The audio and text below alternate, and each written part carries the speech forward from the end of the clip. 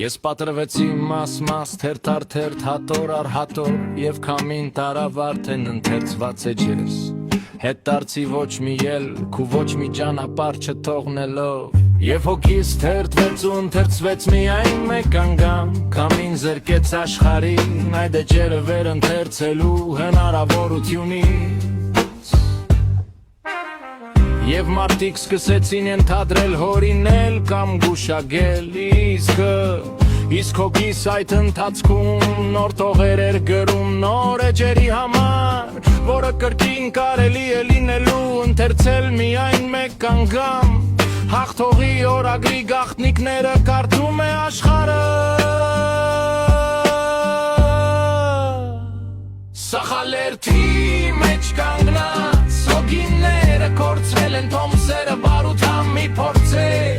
ինձ կարդալ, քանզի պետք է սկսեք ամենասկզբից, իսկ սկիզբը բռվել էր մագաղաթների վրա, որոշ էջեր գրվել են Մորզեի այբուբենով, որոշները դեռ Պլատոնն է գրել իր ողջության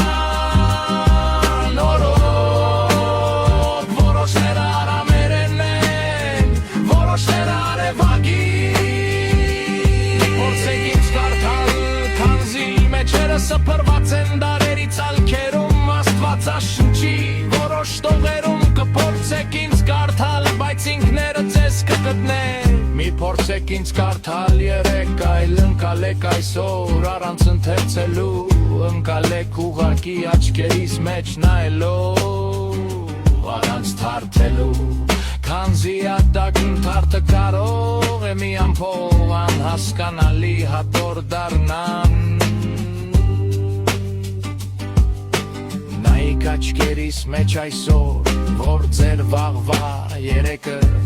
անկալելի լինի ձեզ համար, սխալերթի մեջ կանգնած հոգիները կորցրել են տոմսերը բարության մի փորձեք, ինձ կարդալ, քանզի պետք է սկսեք ամենասկզբից, իսկ սկիզբը գրվել է մագաղաթների վրա,